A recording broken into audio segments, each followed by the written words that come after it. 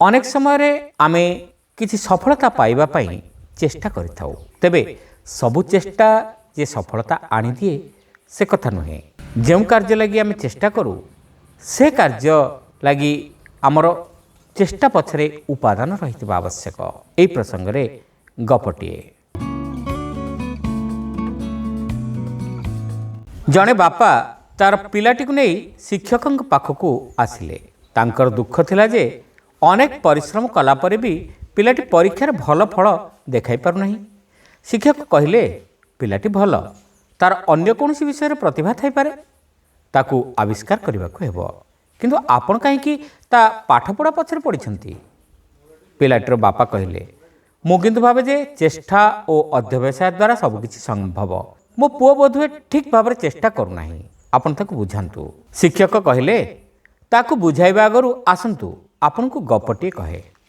जड़े सन्यासी थिले तांको पाखरे शिक्षा ग्रहण करने सकाशे विभिन्न अंचल पिला माने आसुथिले। जड़े धनी ब्राह्मण तांको पुओ को सन्यासी आश्रम रे छाड़ी दे गले। तांको इच्छा थिला जेमिति पिलाटी जोग ध्यान तर्क विचार सबुथिरे पारदर्शिता देखाऊ। पिलाटी भी थिला भारी आज्ञाबह से भी कामर लाग गला किंतु गुरु देखले जे ता दे ए सबु हेब नाही। गुरु ताकू इटाटे धराई दे कहले बापा आकु घसी एमिति चिकण कर जेमिति एथिरे मुह दिसिब।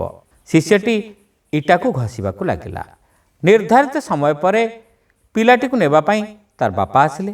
पिलाटी पाखरे किछि भल फल देखि न पारि दुखित हेले। से गुरु को पचारले आज्ञा ये कौन चेष्टा और अभ्यास किछि कर नहीं।